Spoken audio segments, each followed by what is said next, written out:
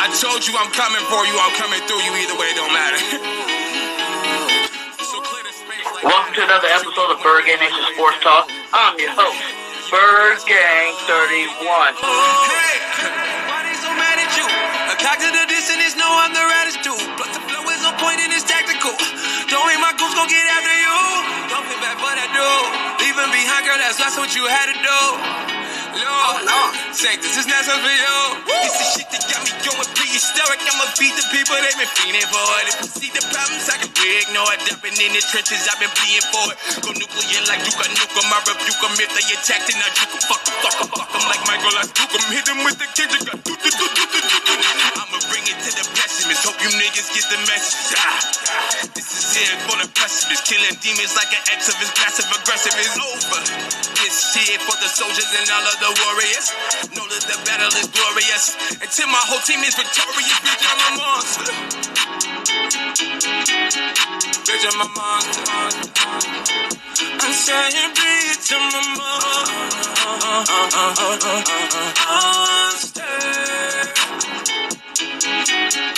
If I snuck up in the bedroom and touch you while you sleep, oh, it's me, yeah. I'm fucking with you, I ain't gonna get you out of this track. TCJ Mason. Niggas can't believe what I'm doing. I'm a man like a cat hoeing 9 lives. Summer 18, excreasing the 9, 10 times. Sending these cats lost, but I'm staying hard. Welcome to another edition of Late Night with BIRDGANG. I'm your host, BIRDGANG 31 in the building, and I brought my boy, my Niner boy in the building, Mr. J in the Bay. What's good, my nigga? I gotta say, faithful Niner Empire and Eagles fans, what's good? It's your boy, Jay in the Bay. And it's a pleasure to be on with you, BIRDGANG 31. Always a pleasure to be on with you. And congrats, first and foremost, to you and your channel with you having 2 channels, man. You grinding, putting in that work. I think you got over 470,000 views on this channel alone. So, man, people are seeing your hard work, and it's good to see you grow, man. And thanks for having me on. Man. Salute to you, my brother. You know what I'm saying? You definitely do your thing over there in Niner Nation, man. I see you growing. I seen that merch. The what's good, you know, like I love it. That's the best part when I be watching your streams, man. But what's good? I'll be waiting for that. What's good? Appreciate Definitely got your own brand over there, man. So how you been, man? It's been a minute. I think it was since last year, Niner game, since I had you on the channel. You know what I'm saying? We did our work together. You know, we definitely been trying to get into it. You know, life happens. You know, careers happen, and we also got family. So that's kind of definitely been in the way. But I'm happy I'm able to get you on the platform, and we can talk some NFC football. You know, because this year, man, I think the NFC is not as strong as it's been in previous years. So first off, talk about your Niners a little bit. Let me know how you feeling about the way the season ended last year, all the way up to the draft to, you know, moving into training camp here. How's it been over there in Ninerville? Absolutely. First, I gotta say what's good to Mrs. BIRDGANG 31. Shout out to you. You know, the 49ers ended their season. We ended our season last year in the NFC Championship game against the division rival LA Rams. You know, LA Rams were the better team, and they ended up, of course, winning the Super Bowl. So, you know, we went pretty far into the playoffs. We didn't reach number 6. We're still after title number 6. And I think we had a pretty good offseason. You know, I think we're transitioning now from the Jimmy G era to the Trey Lance era. Jimmy G, 2 out of 4 seasons when he was healthy. We had 2 NFC Championship appearances. We had 1 Super Bowl appearance. So, you know, the fan base is divided. Some people still want Jimmy G to be the starter. A lot of people want Trey Lance. A lot of people felt Trey Lance should have started last year. But I appreciate what Jimmy G has done for this team. 2 years prior to Jimmy G coming to the 49ers, you know, we had Chip Kelly, we had Jim Tomsula, and those were not successful seasons. When Jimmy G was healthy, he brought relevance to this team. I should say we were relevant when Jimmy G was healthy. And I appreciate what he's done for this team, but the writing's on the wall. Jimmy G most likely will not be on this roster come week 1. And we're not going to pay a $24 million backup. That's not going to happen. So This offseason is all about Trey Lance and building a supporting cast around him so that he'll be successful. I wish the Niners and Eagles could play this year because you got two. Right? Absolutely. Yeah, absolutely. I think it would be a great matchup. I think the Niners will win for sure. But I I bet think, you do. That's straight cap, my brother. But That's straight cap. both teams are very talented. Both teams got good defenses, good offenses, and they have, young quarterbacks. Now, your guy, Jalen Hurts, he's got, 1 year under his belt as a starter, and Trey Lance, he's going to get that 1 year this season. So it'd be very interesting to see how Trey Lance's season will be. I think this team, though, is built defensively first. You talk about the defensive line. You talk about Nick Bosa, one of the best edge rushers in the NFL. You got Fred Warner leading our linebackers. Our weakness last year on defense was the secondary. I mean, we had Josh Norman starting at the cornerback position, but we picked up a free agent acquisition in Charvarius Ward. He's a corner from the Kansas City Chiefs. He played in big games. You team him up with Charvarius Ward and Emmanuel Mosley. Emmanuel Mosley is coming into a contract year. So, players coming into a contract year, they want to put out the best film. They want to ball out. So we're definitely looking forward to that tandem. And I think this defense, this team, like I said before, is led by the defense. And then the next thing is the running game. Kyle Shanahan loves to run the ball. So Trey Lance will not be throwing the ball 40 to 50 times. Now, but what Trey Lance does offer is the deep threat. And that's something that Jimmy G rarely did with this offense. So it really helped the defense. All they had to do was cover, from the line of scrimmage to about 10 to 15 yards down the field. With Trey Lance, you got to cover the whole field, baby, because he's got a rocket. He could throw it deep. We've seen that in training camp so far this year. Him and Brandon Ayuk, they have a good rapport with each other. And of course, we got one of the best receivers in the NFL. We got Deebo. Oh, So hey, man, hey. I can't wait. George Kittle, best tight end in the NFL. I mean, come on, man. Weapons galore. I don't know about the best. He's one of the best. We got a guy named Goddard looking to take over that spot this year. But hey, man, Deebo for real is the truth. When they were talking all that, I know Eagles fans were just clamoring at the bit, like, go ahead and let him go. Go ahead, I dare you. Let him go. Let him go, because I would love to have a Deebo Samuels on my roster. I'm pretty sure all 31 other teams would have loved the Niners to make that mistake and let a talent like that walk out the building. You know what I'm saying? And luckily for you guys, it did not happen. How do you feel about that whole situation? What was your take on it? Did you always knew that he would stand, he wasn't going nowhere, or were you one of those guys a little bit worried that maybe he would be leaving, and then what kind of effect that could happen for your team?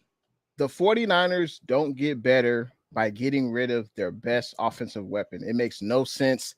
I didn't think the 49ers would trade Deebo under any circumstance. It just makes no sense. The 49ers could have played hardball with Deebo. We didn't really have to sign him to an extension this offseason. He still had 1 year left on his contract, but the 49ers rewarded Deebo for having an all-pro season at the wide receiver position. We know he can run the ball. He can catch the ball. He was right behind Cooper Kupp in the receiving stats category this past offseason. I think Deebo Samuel got some advice from his agent. I think it was bad advice, but hey, someone once said the squeaky wheel gets the oil, and I think that's what Deebo Samuel wanted to do. He took off all his 49er stuff on his social media. He did say he wanted to request a trade, but Deebo Samuel has never been in this situation before. He has the opportunity to get generational wealth, and he did what he thought was in his best interest, and that was basically to say, hey, I'm unhappy, trade me or sign me to a lucrative contract extension. And fortunately, both sides were able to come together, and Deebo Samuel will be a 49er for at least the next 4 years. He'll be a free agent once he turns 29, and then he'll be able to strike another deal, hopefully with the 49ers. So, I didn't like his antics, but I understand the business side of it, and that's the ugly side of the NFL. Deebo's just trying to work his leverage to his advantage. I didn't really think he had leverage because, the Niners, we didn't have to sign him. But I think you want Deebo to be happy. He's the best offensive player on the field. He's going to make Trey Lance's job a whole lot easier, and he makes this offense go. The same way this 49ers defense is led by, one of the most underrated safeties in the NFL, Jimmy Ward, best linebacker in the NFL, Fred Warner. They bring an attitude to the defense, and Deebo does the same on the offensive side of the ball. He brings an attitude to this offense that no other wide receiver in the NFL does. I mean, corners don't want to tackle Deebo. Let's just be real. Facts. They don't want to tackle Deebo. So he brings that tenacity. He brings that vigor. He brings that attitude that this offense needs, no doubt. I know a big question is, do you want to see Deebo continue to be that guy? That's what makes Deebo that dual threat. He's a running back. He's a receiver. He's whatever you want Deebo to be. Like, do you like that style of play by him? Do you think that getting paid now, they're going to try to just focus on him being a receiver? Do you think they should take that away? It's kind of like having a dual threat quarterback like Jalen Hurts. You want him to pass more, obviously, but do you really want to take away that running? Do you really want to take the run game out of that? Because that is what makes him dynamic. That's what makes him hard to stop. That's what, his leverage is on the rest of the teams out there, is to be able to be that dual threat. So you're unsure which one he's going to tear you up with. Do you want to see that part of Deebo's game taken out a little bit, or do you think they're going to keep rocking with it? As you said, that's part of Deebo's dynamic. That's part of what's good, CG. That's part of what makes Deebo so dynamic, is the ability to run the ball. And let's face it, he played running back last year out of necessity. Basically every running back on the depth chart got hurt at one point in the season, and Kyle Shanahan made the decision. He called the code red, and he said, "Hey, we need Deebo to run the ball." I don't want him to run the ball really like that in the regular season, but come playoff time, you got to pull out all the stops. You got to do whatever you can do to win the game. And Deebo Samuel, he understands that. That was a big issue this offseason. Well, Deebo doesn't want to be a wide back anymore, or Deebo's concerned about, his career and his longevity. Now that he got paid, he said, "Hey, it doesn't matter. I want to win. I want to win Super Bowls. I want to bring a quest for 6 to the 49ers. So Deebo Samuel is willing to do whatever it takes. And I definitely respect that. I don't want to see him really run the ball, like I said, in the regular season, but once the playoffs come, we can definitely see that. And the 49ers made some acquisitions this offseason so that Deebo Samuel won't have to run the ball in the regular season if our guys stay healthy. We drafted TDP this year in the 3rd round, Ty Davis Price out of LSU. He's a big bruising type running back. He will run you over, and he's got speed as well. We also have Trey Sermon, who we drafted the previous year. We're going to have at least 4 to 5 running backs on this depth chart come game day. So Deebo Samuel won't have to run the ball the way he did last year. Well, like special occasions, right? Exactly, special occasions, man. Because does he really need to run the ball? Week 5 against whoever we're playing. I mean, if our running backs are healthy, we won't need him to do that. But like you said, special occasions, playoffs, I think it's game. Anything can happen. And Deebo got paid. So hey, he's compensated well, $58 million guaranteed. I believe that was the most any receiver got this offseason, I believe. So hey, man, he's paid, and he's going to hit worth it once he hits 29. Then he's worth the number 1 money spot. Exactly. He said Deebo will do whatever the money brings. Absolutely. You know what I'm saying? And that's what I think it was. I think he doesn't really mind. I think Deebo knows he's a football player. Right. Sometimes you got good positional players and just good football players.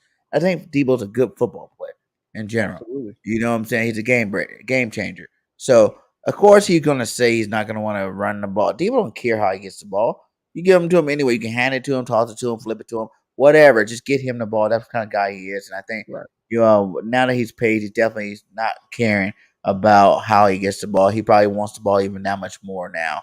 So, he said, I heard about how he wants Quinnen Williams. Is he on your team? No. I think he's on the. Is he on the Jets or Giants? One of the New York teams. Quinnen Williams? Is that the D tackle? Scoop, tell me who you're talking about there, Scoop. Because I think that's I didn't figure out who that. That name sounds familiar. I just can't put it. I think he was drafted by the Jets. I think Quinnen Williams. I think. So we added depth at the running back spot. Yeah, we go 4 or 5. Jordan Mason, sleeper. Who's Jordan Mason? Talk about it. A UDFA. He is he's on the roster bubble. Shout out to Blue True.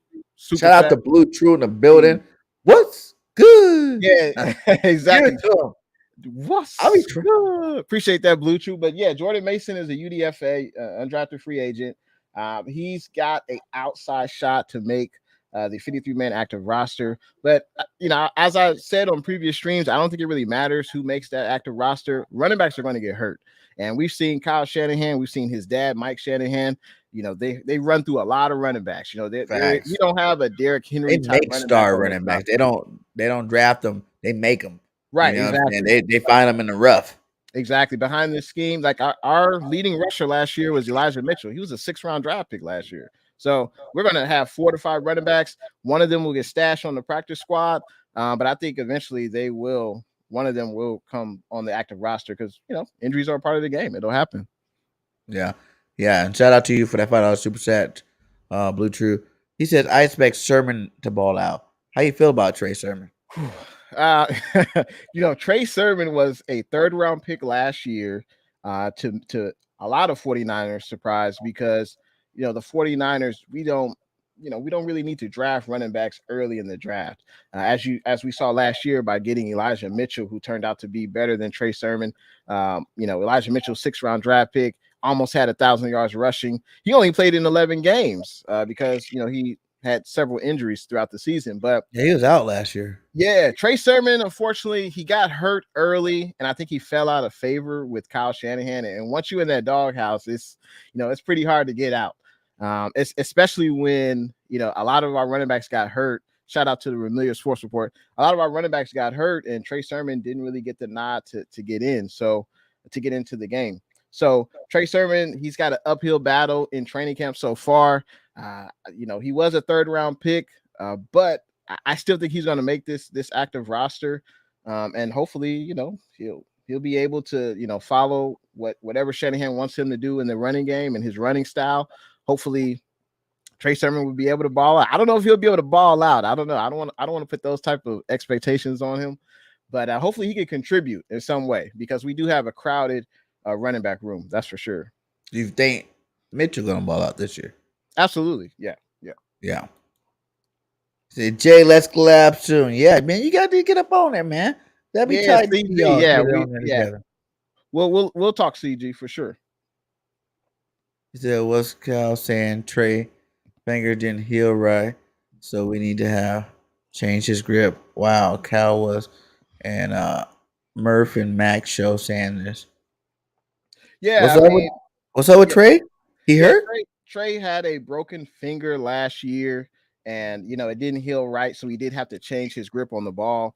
But I don't think it's going to affect him throwing. I mean, the one thing I would say about Trey is obviously he can throw the deep ball. That's one dimension that he's going to add to this offense. He can also run the ball as well with read options and things like that. But I think one area he needs to improve is his short throwing accuracy. Sometimes it seems like he's got a fastball 100% of the time.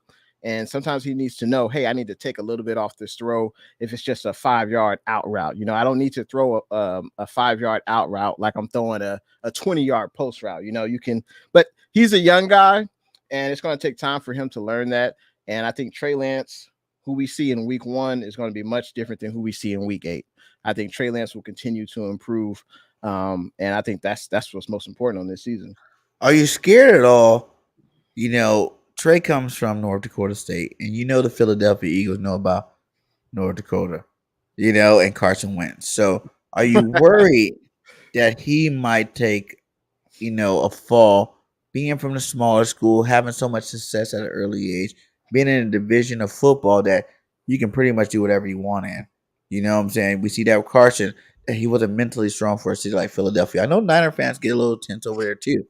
Are you worried about the talent level? Him not be able to ever reach his goal. Not at all. Be that not elite at all. quarterback. No, we're not scared at all. And I think the deal with with Carson Wentz was there's no doubt that he's a talented player. He can throw the ball, but he just doesn't have that leadership factor. And I would say that, Trey Lance's number one attribute, or one of his best attributes, is he's a leader. He takes accountability. And that's something that number 10 on this roster sometimes failed to do. So if there's a bad throw, if there's a bad play, Trey Lance will say, oh, I need to get better. He doesn't blame anyone else. He doesn't say we need to get better. He says, I need to get better. And that's great for a guy, so young as him, and being a second-year starter in this league. Well, second year in the league, first-year starter. But that's something great that Trey Lance has, is that he's got accountability already, and he's got leadership. All his guys believe in him, and we're not worried about Trey Lance carrying the team. I don't think he'll need to do that. Shout out to I am Tay Slay, Niner Gang. Hey, that little brother in the building. How you doing, big dog? He is a Niner fan. Hey, I try to coming convert him in. because he's a little pup. He was like a little pup watching me and his brother. You know, I tried to convert him to Eagles fan. He said no. He like that red and gold, man. He like that. We red from and Cali gold. though. It's like most Cali people like the Niners, Oh, yeah. Chargers, Oakland. No You doubt. know, And I'll say this about Trey, that we're not relying on him to throw the ball 40 to 50 times. We're going to rely on this stout defense that we have. We're going to rely on running game. And, you know, I think Trey will have to perfect the short passing game, but I think his positives, his pros definitely outweigh, you know, him not having experience yet. And we'll see that, you know, when the season starts. so this season's gonna be very interesting. Played 17 games in college and 1.5 games in NFL. Gonna be interesting in Santa Clara. Yeah, it's gonna be interesting to see. Like, do you think, cause like what they do with him last year? Wasn't it like, to me? I kind of see like he's having the same approach as Jalen Hurts. The first year we had Carson, right? So Jalen come in, do some spot work, and basically the first 5 weeks just run the ball. You know, he only came in to be that running quarterback. That's it. Got him back out of there. You know what I'm saying? Threw a couple passes here and there at the end of the season when Carson totally bombed out. He came in and finished off the last 4 games of the season. Like, and then he had his next year where he got to be the starter. I think he missed like 2 games last year. Do you think that Lance can do it for full season? Because I remember seeing him play a little bit last year. He had some good moments. He had some bad moments. Yeah. Right. How do you feel about that? Like the little action that he did get last year. You know, how do you feel about that moving forward? Or do you think that the Niners should just go ahead and let Jimmy G start this year? No way. I know everybody go #1 draft pick. You can't keep him on the bench, right? Right. Remember Aaron Rodgers, though. Aaron Rodgers was one of the best quarterbacks ever. He sat on the bench for a minute. Yeah, but I think those days are long gone. This is not 20 years ago. You look at Justin Herbert, even though what's good, Libby's World. Thanks for tuning in. You know, you had Justin Herbert start, even though it was a fluke that he got the starting job. But I think rookie quarterbacks now, you look at Zach Wilson, you look at Mac Jones, Justin Fields. Those days are long gone where especially #1 draft picks or round 1 draft picks sit for multiple years. You got to remember, though, Aaron Rodgers taking over. I mean, there was a legend in front of him in Brett Favre. There is no legend in front of Trey Lance. Jimmy G is not Jimmy G's a legend. Jimmy G's a legend. Jimmy G is not. You know what it is? Like, don't even hate on Jimmy G like that, because I got Niner friends. They're like, Jimmy G doesn't lose games. It doesn't matter what he puts up. He doesn't lose games. Jimmy G's that Here's dude. the thing about Jimmy. Jimmy don't lose. Jimmy is an above average quarterback at his best, but he's not a franchise quarterback because we can't rely on him to stay healthy. He's had a torn ACL. He's also had a sprained ankle. So you can't depend on him to be healthy. He's only been healthy 2 out of 4 years. That's not a franchise quarterback. And also, it's the plays that Jimmy G leaves on the field. It's the downfield throws that he doesn't make. And he'll make the short throws. He's good with his quick release. He can read defenses, but he also turns the ball over a lot as well. In his best season with us, he did have 13 interceptions. I think he had like 5 fumbles. So Jimmy G, when he's surrounded by a team that can run the ball, that's got a great defense, maybe the Cleveland Browns. I don't know if any Cleveland Browns management are listening. But hey, man, come get you Jimmy G, because Deshaun getting suspended for a minute. So come get you Jimmy G.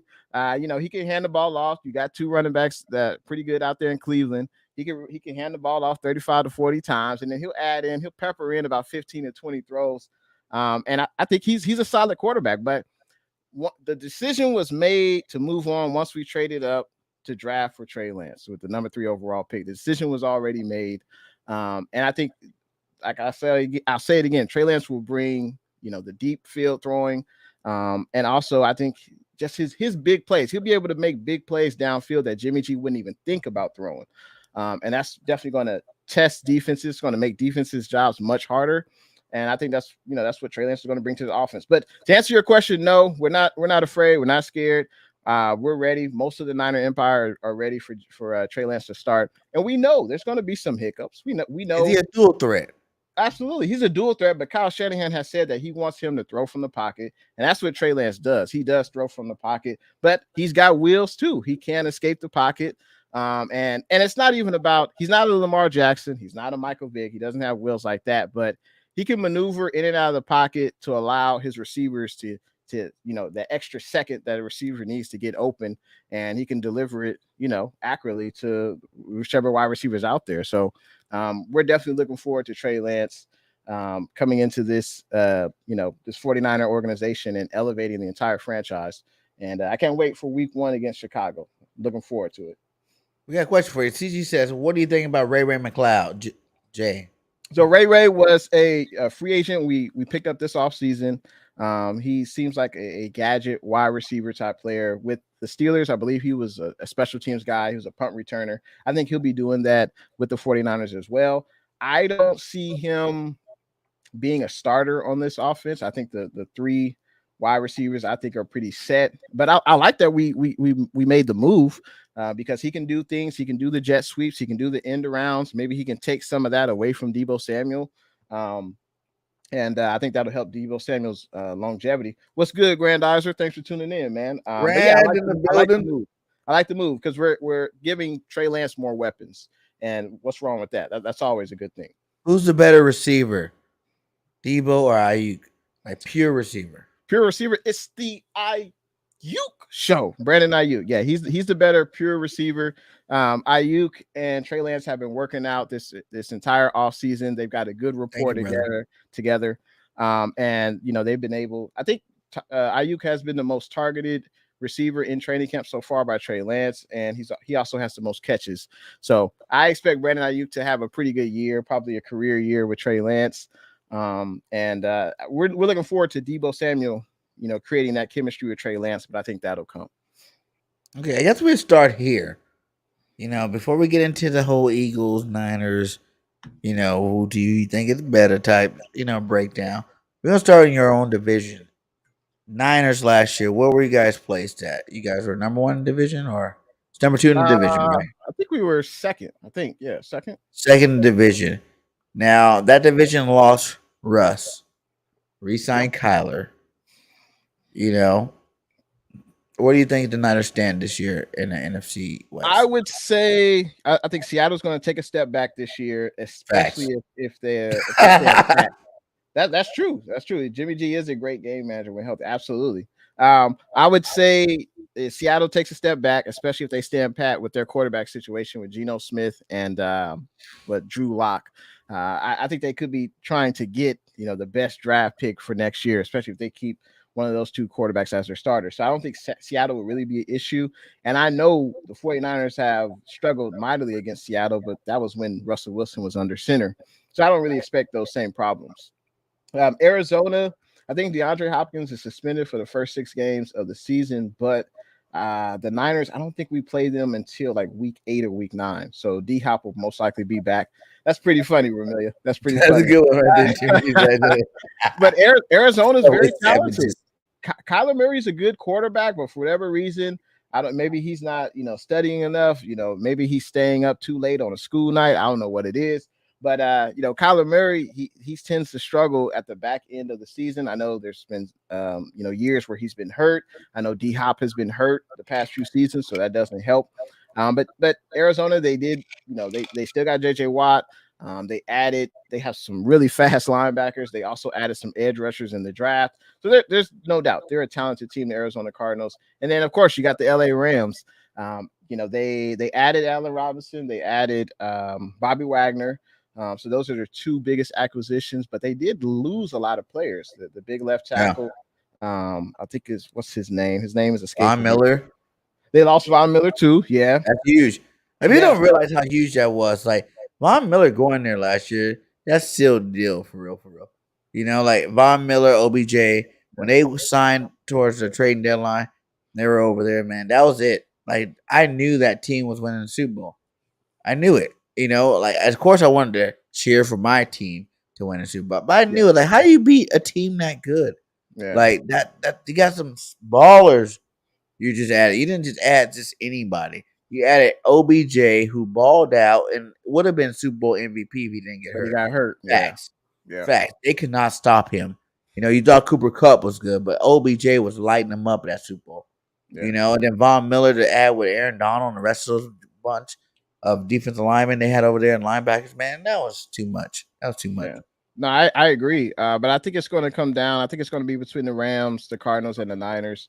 I think, you know, Matt Stafford, he's a Super Bowl winning quarterback. He's obviously much more experienced than Trey Lance. I think the Rams, obviously, at the quarterback position have a slight edge. But I like my Niners overall. And I think we'll compete for, you know, the division crown this season for sure. Division champions, you know what I'm saying? Like I said, you can bring him back some talent.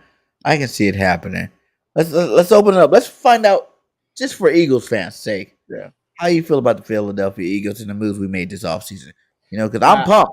Yeah. You know, I'm the hugest Jay Hurts fan. I'm the hugest Eagle fan. I'm telling you, Super Bowl bell is ringing. Jalen Hurts gonna bring it. You know what I'm saying? The Eagles brought in a lot of talent. The Eagles brought in a lot of talent this offseason, especially trading for wide receiver AJ Brown. That was a huge move. Because that's kind of been one of the Eagles' issues. They've been drafting first round wide receivers. They haven't really panned out. It kind of ended last year with Devontae Smith. He's a pretty good wide receiver. And yeah, you look all up and down your depth chart, especially on defense. You got a pretty stout defense. And when we played you guys, I don't think it was last year. It might have been in 2019 or. We played you guys week 2 or 3 last year. Last year, okay, so that was last year. Yeah, you guys played us pretty tough. We should have won that game. We barely won that game. I hate to throw that out there, but we should have won that game. That was our game. We lost it. Y'all didn't beat us. We lost that game. It was a back and forth game. I mean, it was down to which defense kind of played the best. But yeah, if I was an Eagles fan, I would be pumped. This is definitely one of the best top to bottom rosters that the Eagles have put together. So I'd be excited. What's good, Roberto? Thanks for tuning in tonight, man. So yeah, I would be excited if I was an Eagles fan. So you look at the things, you got Russ leaving the division. Like we had a lot of talent leave the NFC. Yeah. So I feel like it's wide open. I do feel like even though the Rams are the champions, like you said, they lost a lot of pieces. They added some pieces, but they lost a lot of pieces. So I don't know if they're going to be as elite as they were last year. The Eagles, of course, I believe that we got this thing wrapped up. Signed, sealed, delivered before game 1 has even. Yeah, y'all got that NFC East wrapped up, the NFC lease. Yeah, y'all got No. Don't be come over hating on the NFC East or whatever you want to call it. We've been in the number 1 division. We've been the worst division. That's what football, that's what time does to you. But I will say this, the NFC East is definitely going to be a lot better this year than they have been previous year. I will say that out there. I do think the whole division as a whole will be better. Yeah. It's always been either the Cowboys and Eagles, the Eagles and Washington, or Cowboys and Washington. There's like 2 teams that, and then the other team, 2 teams bring us down. But I think this year we're gonna really ball out. You know what I'm saying? And I think the Eagles definitely are gonna be. I think the Eagles right now, to be honest, I don't even worry about the division anymore. I think we made enough moves this offseason to say forget the division. If you're just worried about the division, you're not watching. You're not paying attention to football because the division's been done. I think that's a wrap. Now it's like, how good are we going to be? Are we going to be that Super Bowl championship team? Because I feel like we've done the same moves that Tampa Bay's done last year, or the Rams done last year, and Tampa Bay did the year before. We went out there, we got ballers. You know what I'm saying? We brought ballers to the squad, and whenever any team bring ballers to the squad lately, it seemed like they won a championship. So why can't we say the Eagles are that team? I think the one question mark on the Eagles is the quarterback position. Jalen Hurts. Is it? I think so. I think the outside media might think so, but I am 100% Hurts season. Jalen freaking Hurts all day, my God. Hey, like, listen, Jay. And I talk to Eagle fans all the time about this. Like, how are you guys even confused about the situation when you can only compare what the men have done, right? Right. You only can compare the games played. 20 games, right? Right. 20 games of football. And Jalen Hurts is the first quarterback ever with 4,000 yards passing, 1,000 yards rushing. You know what I'm saying? Like the first ever. Number one fantasy quarterback. Backup Pro Bowl last year. First year, take your team to the playoffs. Winning record. Like, what are you worried about? You know, you can look at Josh Allen. You can look at Carson Wentz, Donovan McNabb, Michael Vick. You can go down a list of quarterbacks of the Eagles who we crowned, and they don't have Jalen Hurts numbers. So what is everybody even worried about? You know, Tom Brady first 20, no. Rodgers first 20, no. You know what I'm saying? Like the best in the game, first 20, no. Jalen Hurts is that guy. You know what I'm saying? Biggest leader, strongest motivator. You know what I'm saying? You know one thing for sure, he's out there working and busting his tail every single day to get it better. You know, he has no wife. He has no kids. You know what I'm saying? His dad's a coach. His only job is to play football. Yeah. And to even have any doubt on the guy like that, to me, is crazy. Like, he's already done enough. Like, of course, we want to see him throw the ball better. Right. You know, but then you got to add, what happens if you had all the drops last year for Jalen Hurts, you know, all those drop passes, right, that were dropped last year. If you had all those touchdowns that were called back because a receiver did a mistake or, you know, or a legal block or something like that, this dude's MVP candidate last year as his first year start. So do I have any concerns about, you know, Jalen Hurts? No, definitely not. Like, he's going to ball out. His team got dramatically better. And it's going to be hard to stop the Philadelphia Eagles in 22. Yeah. No, absolutely. No, I agree. I'm just looking at your regular season last year, and the losses you guys have were pretty much against playoff teams. But I guess that for me, that's the only biggest question mark I see when I look at you guys' roster. You got wide receivers, you got backs, you got a pretty good O-line. The defense is stout. It's just, I guess can Jalen Hurts take that next step? Can he be a Pro Bowl caliber quarterback? Can he improve his numbers last year? He was a Pro Bowl quarterback last year? Alternate. Okay. No, I'm not saying, like, obviously, like, people be like, BIRDGANG, calm down all the time because, like, you think too highly of Jalen. I'm like, his first year starting. Like, it takes quarterbacks 3, 4, 5 years in the league before they understand concepts of defenses. Everybody last year in the playoffs, when you seen the clip from Tampa Bay, oh, he can't read defenses. I'm like, hello, you're Todd Bowles, one of the best defensive coordinators in the league. Right. If a first-year quarterback can read your defense, there's a problem. There's a problem. We had a defensive coordinator named Jim Johnson that anytime we played a first, second-year quarterback, we destroyed them on defense. You know, you got to look at the perspective. You know what I'm saying? Like, of course, against the best, you're not going to be the best. You know what I'm saying? But against the least, you're going to do a damn thing. And that's what he did all season long. So, you know, like, I'm not worried about Jalen one bit. I think Jalen's that dude. You know, he just brought his best friend in life. You know, this ain't no just, oh, you just brought a star receiver in. And people don't even give his friend enough credit to me. A.J. Brown. You know, no one calls A.J. a top 10 receiver. They say he's a Pro Bowl receiver. He's a good receiver. But no one will be like, oh, he's top 10. He's like one of the best in the league. Yeah, and it's hard to say because if you borderline top 10. I think he is way past top 10. He's the top 8 receiver. Top 8? You know why? Because if you look at those other ones ahead of them, they're on pass-happy offenses. You know what I'm saying? Like, they get hella targets all season. So they can drop some. You know, they can have a couple, 2, 3 yards here and there. He was in the offense that had Derrick freaking Henry. And I'm pretty sure both of us on the stage right now can say is the hands down best running back in the league right now. Yeah. And one of the only running backs in the league that gets 30, 40 carries a game. You know? Yeah. If you look at A.J. Brown's stats, like, they were like, oh, 3,000 yards in 3 seasons, 24 touchdowns, right? Right. But if you look at his targets, the fewest by far of any of the top receivers. Like, by far. It doesn't even come close. Like, he is hundreds of targets away from, you know. Do you think that'll change in Philly? Because last year, you know, he played in 13 games. He had 105 targets, 63 catches, 5 touchdowns. You think he'll have more or less with Jalen Hurts at I quarterback think it's going to be about on par. on But par? the reason why I think that number, the overall number of of yards will go up is because who are you going to stop, man? Who you going to stop? That's what I'm going to say. Devontae Smith was a rookie last year. Yeah. You know what I'm saying? And he had 912, broke the rookie record, 912, 914 yards receiving for the Eagles, right? He broke the record in his first rookie year. The first half of the season, he couldn't get off press coverage. And then towards the middle, he was still struggling with the double teams. But at the end of the day, he was roasting starting cornerbacks in the NFL by himself, putting numbers up on starting cornerbacks in the NFL. Now you're telling this guy he has to go to number 2, right? Now he's on second corners and third corners, and AJ's getting the blunt of the carry. Yeah.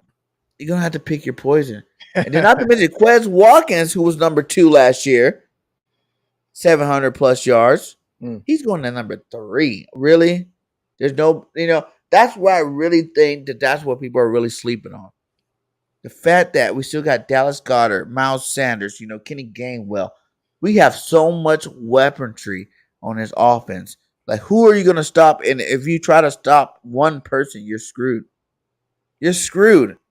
You stop one, you go ahead and double, triple team AJ Brown because he starts out the game with a 25-yard reception, and then you back it up with another 15-yard reception. Like, oh no, AJ's gonna light us up this year. We gotta put all of our effort towards stopping AJ, right? Now you got Devontae Smith wide open every play. You know what I'm saying? Okay, we're gonna just lock those 2 down. Let's lock them down. Boom, they're done. You know what I'm saying? We got 2 good corners, and not very many teams do have 2 good corners. I mean, just throw that out there. Not very many teams got 2 Pro Bowl corners. A lot of the Eagles out there. You know what I'm saying? I like the Eagles out there. You know what I'm saying? And then you're going to have Quez Watkins. My hot take for the season was Quez is going to be a 1,000-yard receiver. From the slot. He had 7 last year, and now you're moving him to 3. Who's going to be guarding him? Your nickel cornerback, your linebacker, your freaking safety. Did you not hear the man when he told you he was the fastest man in the NFL? So you're saying Quez finna eat. That's what you're saying. He's a Pro Bowl receiver. Yeah. Okay. Because not only is it just AJ and Smith, Dallas Goedert we talked about earlier. Yeah. Dallas Goedert's a bona fide stud at tight end. He's been waiting for the day that now this Ertz completely out. Even last year, he had to wait 7 games before Ertz left. Yeah. Now he's full starting week 1, best tight end on the team without it, hands down. You know what I'm saying? Like, that's going to make – and he was still, 800 yards last year as the backup half the season? Going to definitely ball out. Now, you take AJ, Smitty, Goddard, Miles Sanders, and Jalen Hurts. That's 5 targets. 5 people that are a higher level of interest than Quez Watkins every single game. And he's the fastest man. He had 700 yards last year. And he's developing from year 2 to year 3 in the league. What makes you think he can't be that sleeper? That's my hot take. Sleeper pick. Quez Watkins might be the dude that everybody, you want to see AJ do it, obviously. But if you're doing your job and you're pulling the coverage you're supposed to pull, and Devontae's doing his job, he's pulling the coverage he's supposed to pull, and even somehow, some way, because I don't know how a defense can really cover 3 targets ahead of you. There's not teams aren't built that way. They got 1 good corner, 1 good safety. You know what I'm saying? Like corner safety, second corner. But no team's got starters that are like 3, 4 deeps in the secondary. You know what I'm saying? Like, that just don't happen no more in the NFL. So it's like, how are you going to stop all that weaponry before you even get to Quez? And Quez was balled out last year. So that's my sleeper guy. I think Quez might be our 1K receiver and less target. Like, I think Devontae probably get the most receptions. I think AJ might get the most touchdowns and most yak yards. And I think Quez is going to end up with the most overall yards with less receptions and less touchdowns. That's just how I see it, because if Jalen's smart, he's not going to go into here targeting one of them. The best quarterback spread the ball. Right. Carson Wentz. Take what the defense gives you. Yeah. Carson Wentz, that season, he was on the road for MVP. None of those guys That had was a long time ago. Long time ago, man. That wasn't that long ago.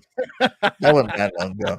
It's That seems like 2017, my guy. like That years, wasn't that 10 long ago. years That's 5 years man. ago, my guy. We waited so Ooh, man. many. He ain't been the same since, man. He ain't been the same. Since.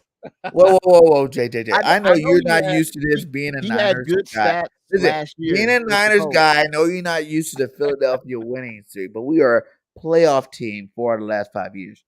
So, regardless on what battles we went through, what we had to do, we still made it to the dance. Yeah. Now, how far we made it in the dance, that's another story. But we still made it since the Super Bowl 4 out of 5 years since the Super Bowl. 5 out of 6 years.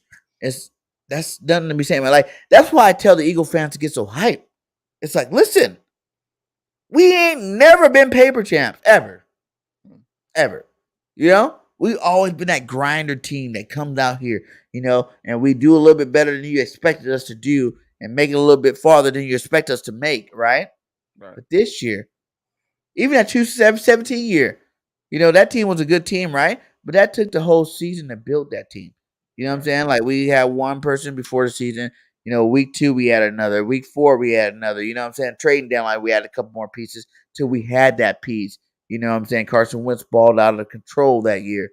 It took a progress to no fan even had Super Bowl in their mind till like after week 8.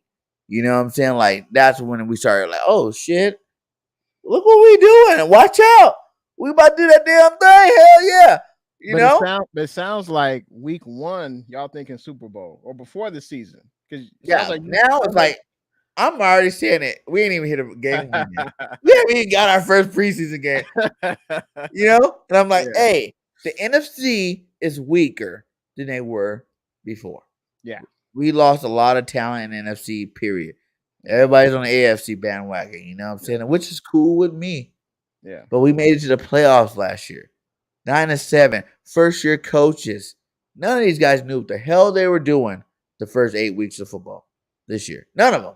The offensive coordinator sucked. The defensive coordinator sucked. You know what I'm saying? When you got a whole stadium telling you 3 games in a row, run the damn ball, and you still don't run the ball, that's ballsy for one. And for two, that obviously means that, you don't know what the fuck you're doing. Because the pass don't open up the pass. The run opened up the pass. You know what I'm saying? You got to run the football to open up the pass. The pass don't open up the pass. And that's what they're saying. The pass opened up the pass. Like, even Dougie P ran himself out of our Philadelphia because he kept getting a little too pass happy. He thought, oh, his passing genius. I won a Super Bowl. You can't tell me nothing. I'm going to keep passing the ball the way I want to. And he ruined Carson Wentz's career. At the end of the day, our linemen are not built that way. Why do you think every year we had our top linemen out? Because we were passing the ball so much. They're doing all this backpedaling. And instead, you got these 6'8" and 6 linemen, 330 pounds backpedaling most of the game instead of going forward, which they are known to do. That's what they're meant to do. Our offensive line is one of the best in the league, is the best in the league. Pro Football Focus says, and I believe it too as well. And it's because we can dominate, dude. We don't want else have line that strong, that big, that physical, all the way across the board that can just dominate and oppose their will. Like you got these guys backpedal. Of course, you're gonna get hurt. No, you don't get any 6'8", 340-pound man telling them just run backwards. Lane Johnson gonna stay healthy this year, man, or what? You gonna go after Lane? Is that who you went for? You went for Lane out of anybody? Are you talking about the guy that didn't give up 1 sack last year and only missed 2 games? Y'all gonna get more than 13 games out of him this year, or what, man? We got more than 13 last year. He played 13 last year. Did he? And the year before that, he played 7.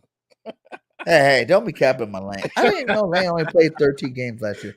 Was he out 4 games? Yeah. But see, he was out 4. That was some personal shit. For real. That was between him and Mrs. Lane. Okay, you know what I'm saying? Mrs. Johnson. So I don't you can't put that on Lane. You know what I'm saying? Like any man would deal with situations like that the same kind of way. And still to do that and have that kind of, and then to come back and still not give up a sack the whole year. Dang. Lane is still that dude. He's a beast when he's out there for sure. Kelsey's still that dude. You know what I'm saying? Don't act like these guys aren't perennial Pro Bowlers. Yeah. All pro team type linemen. And then you got Jordan Mailata, the big young Australian over there, the big stud out there, the bloat, out there just locking down that left side. He ain't even learned football all the way yet. Can you pull up that last comment you see talking about? I'm so far in my comment. Let me go down though, because I got like 30 comments I haven't did. He's talking about the big silverback Trent Williams. Man, Trent Williams, he played 15 games last year. So I mean, he's there. Okay, he played one more game than Lane. 2 more. You said Lane played 14, didn't you? Lane played 13. 13. And Trent played 15. He missed 4 games. But yeah, I mean, hey, injuries are a part of the game, but Trent, he played 15 for us last year. The year before that, he played 14, so. But, it is what it is. Guys get hurt. Let's go with us. I don't like your energy you're bringing right now. You're bringing some energy like the Niners are just as good or better than the Eagles. This year. So now we're going to do it. You just started something now, Mr. J and the Bay. What's good? I'm about to tell you what's good. Let's go. Okay, because we're going to break down these 2 teams and see who we think is the best to get the NFC Championship this year. Sounds okay, good. Let's start with the quarterback. You got your first-year starter in Trey Lance. You got your second-year starter in Jalen Hurts. Who you got? I got Jay Hurts. Yeah, I got Trey Lance, so it ain't even no question. But we all know that Jay Hurts is better than Trey Lance. I mean, there's no doubt Jalen Hurts has more of a body of work out there. He's played 1 NFL season, so I can't really argue that. But I just know for me, I would rather have Trey Lance coming into his first season as a starter on this team. That's just me. But I know you're gonna go with Jalen Hurts. I know you're gonna go with Hurts. It's all good. Okay, you got one. Okay, you're one, my one. Yeah, I think we got the quarterback. Everybody in the chat, y'all can let us know who do you think got a better quarterback, Trey Lance or Jalen Hurts. Go ahead and drop it in the chat for us. Hey, hit that like too, man. Shout out to 17 up in here. Hit that like, subscribe if you're not subscribed. Subscribe to my boy Jane and Bay. His link is definitely inside the chat. So we're gonna go to running backs. Who's your star? You said Mitchell. Yep, Elijah Mitchell. I mean, you got to put Deebo there. I mean, he does play running back. No, you got to put Deebo there. You cannot put Deebo at running back if he's going to be at receiver. So you can pick one or the other. You can say Deebo's your receiver, or you can say Deebo's your running back. He's a wide back, baby. He's a wide back. He's unique. He's the only player that does that in the NFL. I know there's Cordarrelle Patterson with the Falcons. Patterson balled out as a wide back last year. He's a beast too, but he was sitting at home Deebo, in the playoffs watching just like all the other teams. So I mean, Deebo is unique. But okay, we can leave Deebo out. If you want to do that, we can leave Deebo out. We got Elijah Mitchell. We're bringing in TDP this year, hot shot rookie at LSU, a 3rd-round pick. I'm looking forward to seeing what he can do. Our first preseason game is tomorrow night, so I'm definitely looking forward to seeing him. We got Trey Sermon. Hopefully, he can have a bounce back year. Jeff Wilson Jr., Jermichael Hasty. So I think we're pretty stout in the running game. So Eagles is what you're saying. That's what I heard. Well, who you got? You got Miles Sanders. Miles Sanders, Kenny Gainwell, that was a rookie with 6 touchdowns.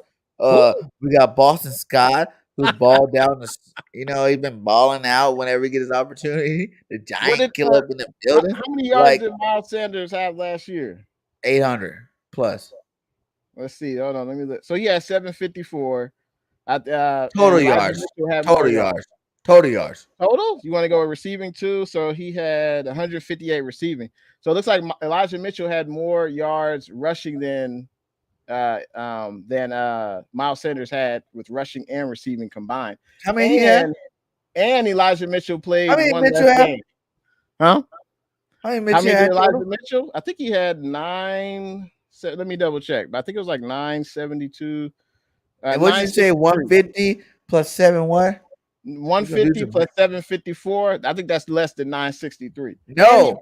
And he played 150 plus 100 is 850 plus 50. That's 9. It's close, but it's close. God damn it! It's close. Mitchell had 963 rushing, 5 touchdowns. Career. Well, this is his first year last year. Oh, was? And then so Miles Sanders better. Right. And he also had 137 yards receiving. So Elijah Mitchell was the more productive back last year. stats don't lie, baby. Stats don't lie. Miles is hurt. Who's your second guy? Second back. I mean, last year it was Deebo, but you don't want Deebo. No, we're not counting Deebo. So you just... Yeah, I mean, it was really Elijah Mitchell. Trey Sermon didn't really get run. Obviously, we had Deebo. TDP wasn't there last year. I mean, our best back was Elijah Mitchell and Deebo Samuel. Those were our best backs last year. And guess who our best backs were? Miles Sanders, Jalen freaking Hurts, Kenny Gainwell. Hey, he's a quarterback, man. He ain't no running back. Hey, he's a quarterback. Hey, he had how many yards rushing last year? 700. Okay, I mean that's 700. 10 touchdowns rushing. If you want to try to add Deebo, you might want to try to add Jay Hurts up in the building. Yeah, he's a quarterback. Yeah, I mean that's no doubt. 784 yards, Jalen Hurts, 10 TDs. Hey, ain't nothing wrong with that. Ain't nothing wrong with that. Okay, so we're gonna give the edge to the Eagles because Jalen Hurts and Miles Sanders better than Elijah Mitchell and whoever. Even better. What Deebo have rushing last year? Deebo, I think he had like 3 something. Yeah, so those two are top 2 rushers. He propelled your top 2 rushers. We win. Yeah, I think so. Yeah, our top 2 rushers. If we're talking about just running backs, our top 2 rushers will win over the Eagles running back. They were more productive. How many? Wait. You say your second running back was what? 300 yards. You think that's better than our second running back? So let's see. Well, I mean, hey, Deebo was all pro, baby. He was all pro receiver last year. 1,770 yards from scrimmage. Deebo. I mean, that's only second behind Cooper Kupp, So I mean, Deebo's a stud, and we're not at receivers. Don't be talking that receiver talk to me. Hey, Deebo gonna be used for running backs and receivers because he was a wide back last year. So hey, we could move on to receivers. And so we went split because I believe Hurts, you believe Lance. Running back, I'm not giving it to you guys because I don't even know who Elijah Mitchell really is like that. Hey. Everybody know Miles Sanders has the highest yards per touch of any running back. But Mitchell had more yards last year. So you can give me the edge to running backs. And then receivers, we had an all-pro receiver last year in Deebo. AJ Brown. He wasn't on your squad last year. We talking about last year, right? We were talking about just players in general. The impact on the team. AJ Brown, Devontae Smith, Quez Watkins. We go deep at the receiver spot. And you do. And we have Jawan Jennings. He's a pretty good third receiver. He really came on strong in the second half. I don't mind. I give the Eagles a slight edge, but then it's kind of hard to do that. Give the running back edge if you go ahead and give us a receiver edge. Well, we had an all-pro, baby. Deebo all-pro. Y'all He's the best. When was the last time y'all had an all-pro? Wait. Let's ask this question. Yeah. Are you saying that Deebo's better than AJ Brown? Last year he was. Overall, I would say that AJ Brown has been more consistent because Deebo did miss some time his second year. I think he only played maybe like 7 or 8 games his second year. So AJ Brown has been more consistent throughout his career, but there's no doubt Deebo had the better year last year. Deebo was one of the best in the league last year. It ain't even a question. He's gonna have a better year this year too. Than AJ Brown. See, now you're going too far. I like letting you go, but I gotta reel you back in sometime. You're going a little too far. Okay. Hey, I'll give you the edge on the offensive line because the Niners have. Oh well, you can't give me that. Everybody knows that we got the best offensive line in the league. I just give it to you, man. I'll let you have that one, man. So you're going. So you're saying receiver too. Are you counting Deebo as in like he's all your receivers? Yeah, Deebo, Ayuk, Jennings. I'll put Kittle in there. You could put Goddard in as a receiver. Goddard, AJ, Smitty, and Quez is better than Ayuk, Kittle, Deebo, and whoever else Jennings you're talking about. I think overall, yeah, you guys probably have a slight edge. I think Deebo is the best out of that entire group, but yeah, I could. Deebo's better than AJ right now. I think Kittle's better than Goddard. That's for sure. No doubt about that. Last year? Let's see. Let's see what Goddard did last year. Let's see. So Goddard, let's see. So he had 56 catches, 830 yards, 4 touchdowns. And let's see what Kittle did. Let's see. Kittle had 71 catches, 910 yards, 6 touchdowns. So Kittle was, like 200 yards better, So Goddard was second stream for 8 games. okay, I mean, hey, that's part of the game, man. I mean,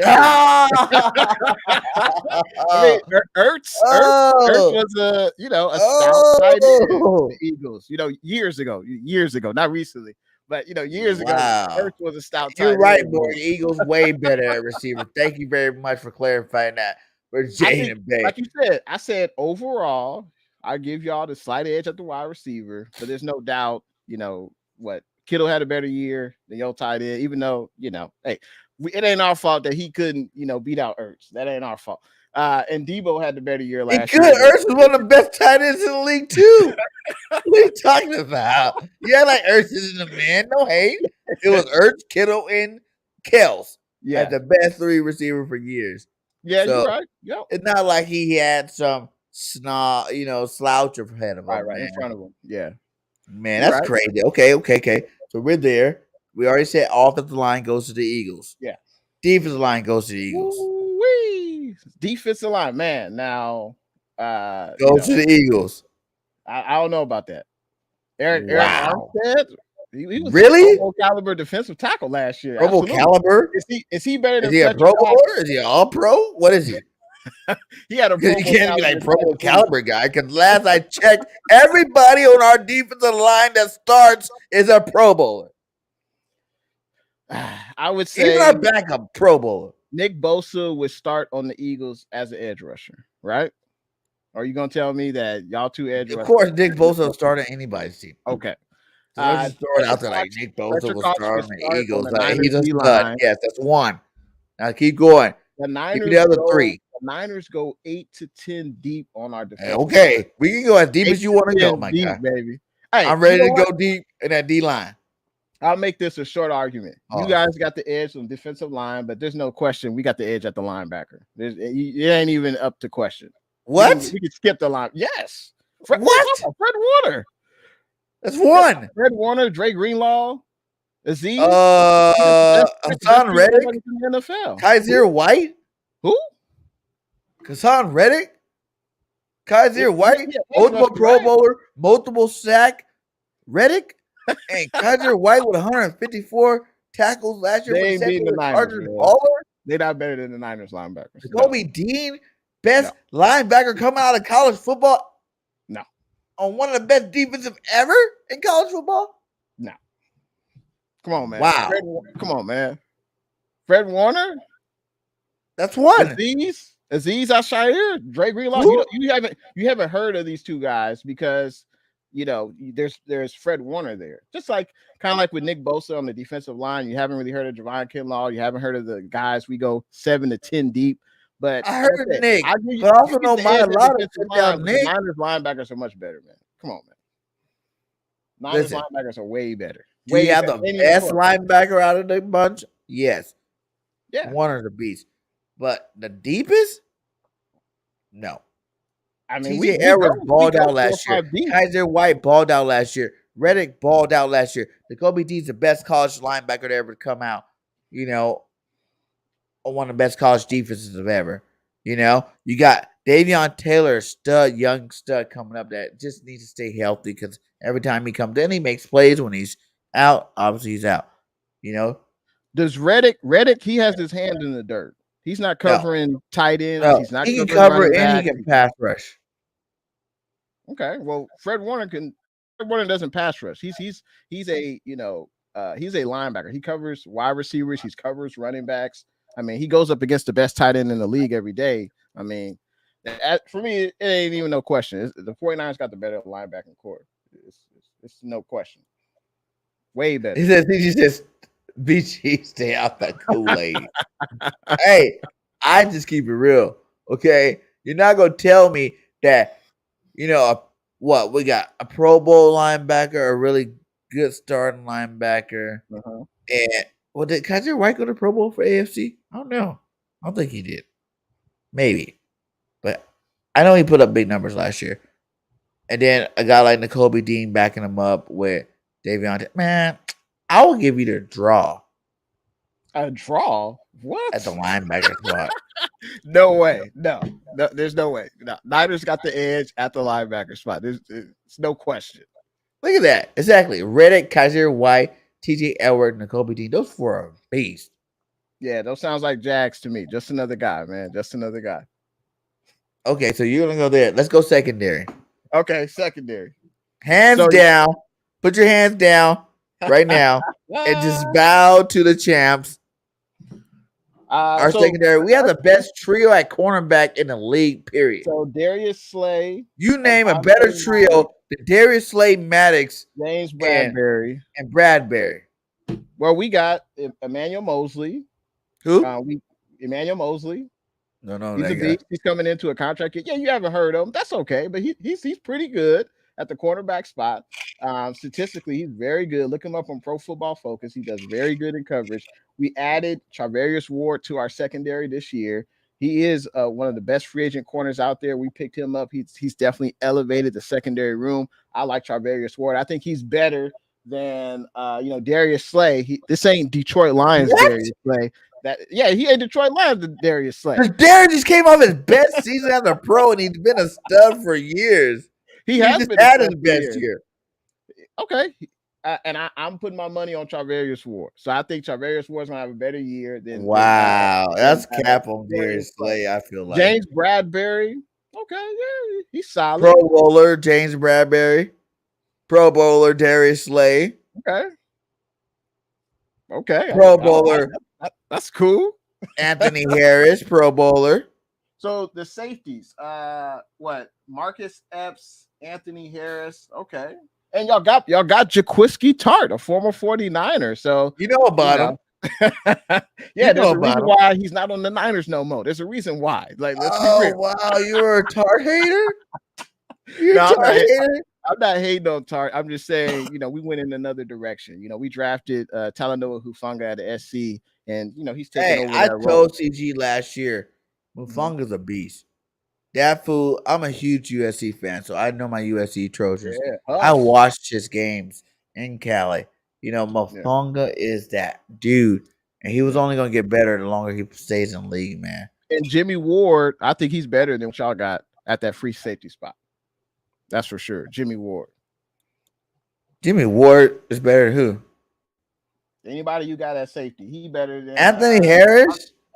Anthony Harris. Who led the NFL in interceptions. Give me Jimmy Ward, baby. So he gonna do that. You saying he gonna do that again next year? Yeah. Yeah. Yeah, I think he's gonna ball out this year. Okay. All right. Because guess what? You're gonna have to throw to the safeties because our corners are the best trio in the league. So you're saying you got sticky corners out there? That's what you say. You got sticky corners, huh? You got sticky corners. That's what you're saying. Yeah. We got the best corners. Like, you name another threesome that's better than ours. Oh, what we got in the Bay right now? Hell no. Tavares Ward ain't done crap. He's been with KC. He's played in big games. He played in big games. Doesn't mean he was balling in big games. What are you talking about, man? Big Play Slater scored touchdowns. He led corners and touchdowns last year. Charvarius Ward is a beast, and then you put him behind. He's not no big play slave. Going after the I don't even know if Ward is Bradbury. I didn't even mention Drake Jackson, our number one pick this year, the edge rusher from SC. You should know him. From SC, Drake Jackson. We got another edge rusher. You go back to defensive line? You trying to add in on there? That was already a loss. That was a watch. A while back, my guy. I'm telling you, Charvarius Ward behind this massive D line that's going to get after. He's not better than Darius Slay. You can't say that. And you can't say it confidently like that. I don't appreciate that. Darius Slay has had the better career, okay, but I'm banking last year. I'm banking that Charvarius Ward. Last year he was better than Ward. What's his name? Javarius, whatever his name is. Okay, Kansas City. He was better than him. Say that, but Jimmy Ward is better than whoever y'all got trying to play safety over there. Okay, so you got one player better again. Here we go. Your one player better does not equal the rest of the 5 players on that field for secondary, my guy. So I'm sorry. I'm saying Eagles secondary. You know, I'll be We got lenient. it. I give you a draw on the secondary. I'll be lenient. I A give you a draw. draw? What are we drawing? Eagles championships over here? Is that what we're drawing on the paper? Because ain't no draw in the secondary. We win hands down. Nobody in the league, for real, for real. You name another team that got 2 Pro Bowl cornerbacks and Devontae Maddox, if they had, who should have been in the Pro Bowl for slot the way he had his best career last year, his best season last year. He balled out. You know, like if you had all 3 of them together, that's the best secondary in the league to me. Oof, okay. I mean, Who else? I haven't seen it, so you know. Anthony Harris balled out the end of the season last year. Epps balled out the end of the season last year. Your boy Tart, he ain't no slouch. You know what I'm saying? Hey, like he was a starter on the Niners last year, wasn't he? Is he starting on Philly? He's second string right now. Okay. Hey, I love Tart. I love what he did for the 49ers. I know you do. Hey, that's why I don't understand how you hate the guy. He was the heart and soul of your Niners defense. Say it. Well, I wouldn't say the heart and soul, but he played a part. You know, he played his role. You know, but hey, you guys have some. You guys are better in certain areas. We're better in other areas. I wish we could play again this year. So I wish we did play this year. You see firsthand. You said what? I said I wish we did play this year. I know, man. Maybe we'll meet in the NFC Championship in the playoffs, baby. If you got to, I'm telling you right now, mark it down to your calendar. Eagles in the playoffs. Now, can you say that? I'm not sure if you can say that. Oh, Niners. Whoa, CG, that's major cap. Absolutely. Back up. Okay, you're going a little too far there, my guy. You're going a little too far there. You can't say that he's better than 2 Pro Bowlers and a first-round pick in Barnett, who helped us win our first Super Bowl. Now, I would give you Bosa's a beast. Yeah. But Brandon Graham is a beast. And he didn't play last year. And Josh Sweat's a Pro Bowler last year, his first year starting. So to say that he's better than all 3 of those players put together, no. I like Bosa. Yeah. I wish you guys would have traded us him. I bet you do. You know? Like I said, you guys got key players. Like you're like one of those. That's why I say the Eagles team is so dominating this year. Because there are a bunch of teams like the Niners where you could be like, okay, we have the best linebacker. You know what I'm saying? The best end. But then you got the rest of the squad with them. They're not the best. You know what I'm saying? Depth. We have a lot of depth. Our depth with Pro Bowlers. You know what I'm saying? Like if you go over our defensive line, Sweat's Pro Bowler, BG's a Pro Bowler, Fletcher a Pro Bowler, Javon Hargrave's a Pro Bowler. You know what I'm saying? Like that's Pro Bowlers across the line. Those are beasts across that line. And then you got backing them up, Milton Williams, second-year player, Jordan Davis, biggest man ever to play defensive lineman, biggest, most athletic guy ever. Everybody wanted him in the draft. You know what I'm saying? Like beast out of the one of the best defenses ever. You know. I can't compare to that. We go deep on our defensive line as well. They're not Pro Bowlers, but they play their part, and they are really, really stout. And there's a reason why we had 8 to 10 defensive linemen up on game day, because we rotate our defensive linemen out. They all get pressure on the quarterback. Arden Key was a beast last year for the 49ers. He didn't do anything with the Las Vegas Raiders. He went and got paid this offseason. I mean, I can tell you the names on the Niners D line. It don't matter. You haven't heard of them. I don't expect the Eagles fans to hear these names. And that's why you can't say they're better, because you know about the guys I said. And you like truly said 2017 BG's better than Joey Bosa. Well, hey, that's cool, because we ain't got Joey Bosa, so we got Nicky Bosa. That's true. That's all good, But who do you think is better than Bosa's brother? Don't be Homer either. Oh, it's Nick Bosa, no doubt, man. You think he's way better than his brother? I wouldn't say way better. I would have to look. Oh, he meant Nick Bosa. He said 2017 BG is better than Bosa. What was Bosa's stats last year? What? Let's see. Let's see what's Bosa's stats last year. Who cares about Joey Bosa? Right? Let's see. So Nick Bosa, he played every game last year, and he had 15 and a half sacks, 32 QB hits, Pro Bowl. What did Brandon Graham do last year? 17. Go to 17, BG. He was hurt all last year.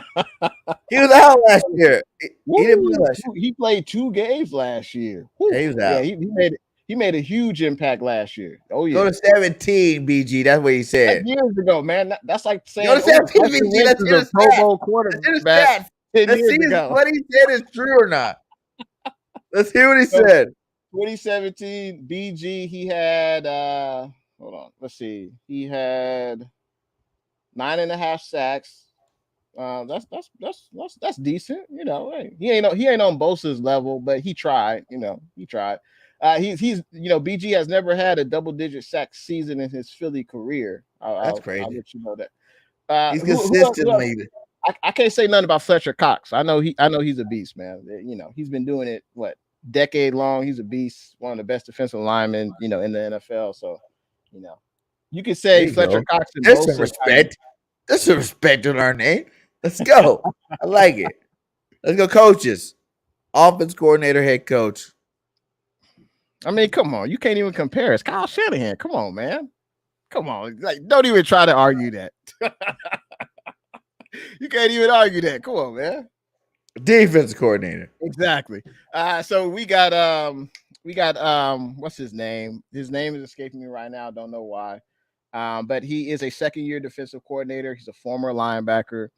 He's probably going to be up for a head coaching job next year because he had this defense last year, you know, a top 5 defense. It's probably going to be a top 3, maybe top 1 defense this year because we only got better. We only got better last year, especially with adding in Travarius Ward. So I think we'd have to look statistically what the Eagles did last year on defense, but I know the Niners 10th overall in defense. 10th overall. I think the Niners were above that, maybe top 5 in majority of the defensive categories. You're looking at passing yards allowed, rushing yards allowed, total yards allowed, points allowed, all that. We were basically in top 5 in a lot of those categories. So DeMeco Ryans. He is a former Eagle, so you guys are welcome. Former Eagle. Yeah, exactly. You guys are welcome. You guys got some Eagle royalty leading your troops over there. So you know about him, man. You know about him. He was a hell of a player, and now he's a hell of a defensive coordinator. He's probably going to get a head coaching job next year because that's the one thing that Kyle Shanahan does. He's got a hell of a coaching tree.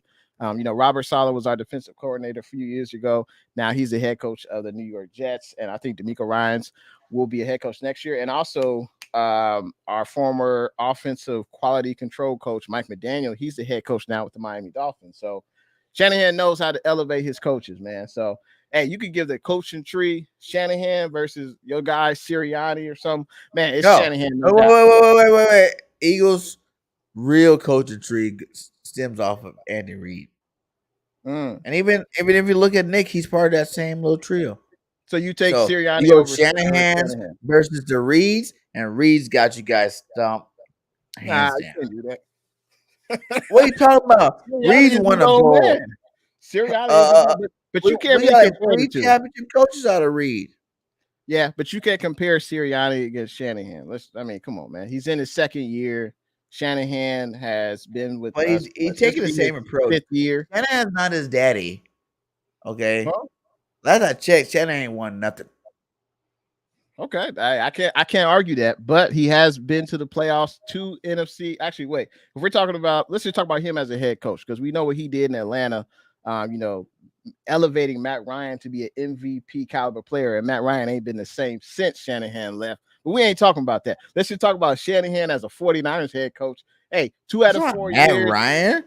2 out of 4 years when his quarterback didn't have a hangnail. We was in the NFC Championship game and then in the Super Bowl. So Sirianni ain't got nothing on that. His first year as a head coach, he's in the first round. Okay. And did y'all get stomped by Tampa Bay? Did Shanahan go to the playoffs his first year? They beat the brakes off them good old Eagles. What? I think they did. I think so. You want to say that? Our memory serves me correct. What was y'all score? I mean, we barely lost to the Rams. Matt Stafford threw us a duck, and yo man Jaquiski dropped the ball. That's what happened. Wait, I forgot about that. Yeah, your man. Oh, all of a sudden he's our man. He's our man. He wearing got some animosity build up against Tart over there. We're dropping that pass. I I see y'all haters over there. Y'all hating. Y'all hating on the Tart, man. That's why I hope Tart just balls out this year. And we Hey, I play the hope Niners Tart does in well. the NFC East Championship. How far? What? Give me your early season prediction for the Niners record. I got the Niners going. I think if a lot of things go right, I could see 12-5.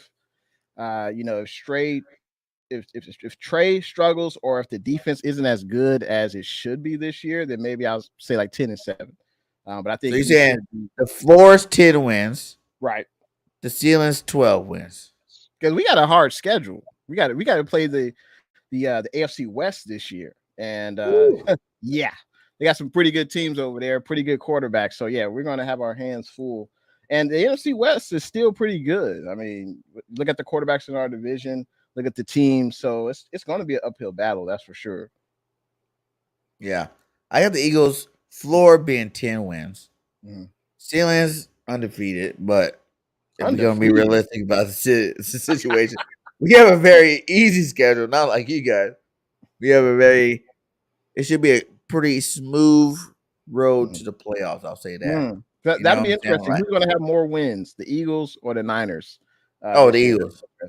I mean, because y'all play the NFC East. My realistic ceiling is 13-4.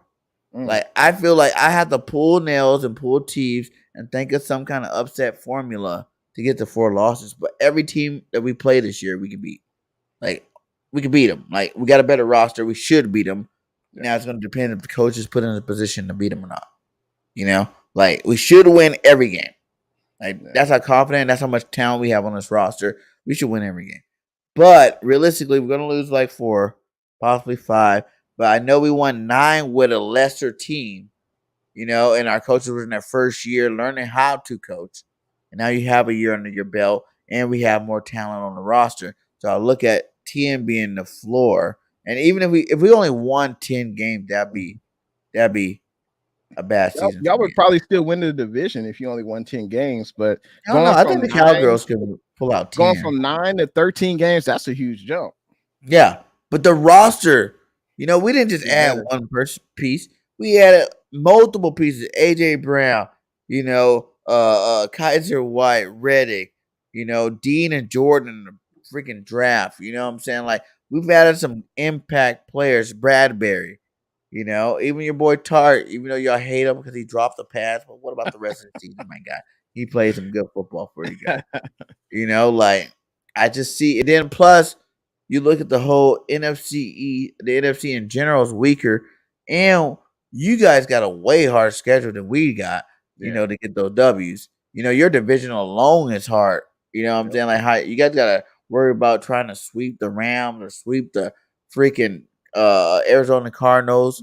You know, you guys might sweep, depending on, I don't know. I don't even know if you guys sweep the Seahawks. We'll sweep the Seahawks. Yeah, we'll sweep. I don't know about that. They got a nice running back. Didn't they pick up what's the boy name? What's his name? In draft. They drafted him. I forgot his name. I know who you're talking about though. In the second round, they drafted. They got a really, really good running back, but they ain't got nobody. Walker, right? What's his name? Was it Walker? Yeah. Out of Michigan State. That dude's a monster. Yeah. Well, hey, we'll stack the box because we ain't worried about Geno Smith and Drew Lock. Geno Smith. That's what. The quarterbacks where they're really struggling. They just re-signed. What if we'll be battle tested?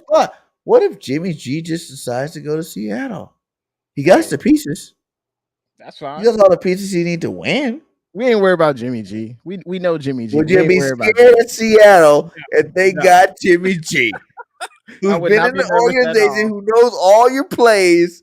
I'd be like Birdman, rubbing my hands. Let's go, Jimmy. Let's go. We already know what you good at, what you weak at. So yeah, it ain't no. Hey, CG, that's I know the Bird Gang, the Fly Eagles Fly. I know y'all scared of Carson Wentz coming in there. What? Washington Red. That's what I know y'all scared. What? You and CG are capping tonight. CG talking about the Commanders winning the division. That's cap. Carson Wentz talking about we're scared of Carson who? Mm-hmm. That dude's a joke. His career is done. He's over. The dude can't win. He can't. Washington is not a slouch. Now, Washington got a defensive line that rivals the Eagles, so you can. I mean, there's no argument there. they can get after the quarterback. Washington can. So what's bro's honest opinion about Jalen Jalen Hurts? Hurts. I mean, I think he's solid. I don't think he's elite. I don't think he is a top Do you 10 think he can quarterback. be elite this year? Cause listen, before you answer this question, let me tell you something. A key note that people are really sleeping on this offseason, they don't even understand. Not only did I say he's the first quarterback in NFL history, the millions of quarterbacks that's been through the league, to have 4,000 yards passing and 1,000 yards rushing as a quarterback. First, number one. Okay, but let's look at this. Every year from high school, he's developed as a quarterback. True freshman in Alabama, all the way up to Heisman's Trophy winner semifinalist to Joe Burrow at OU there, right? Taking Carson Wentz's job in Philadelphia, right? The man's a leader, and he's never had the same offense ever. I don't think This he is the took. first time ever he's having the same offensive coordinator, same offensive scheme ever. And if you've ever played quarterback, or you know anybody that's ever played quarterback, that is a huge deal.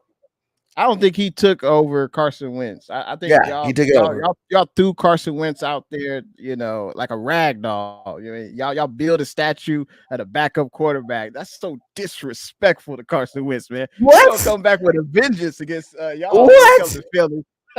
He's soft. He's charming soft.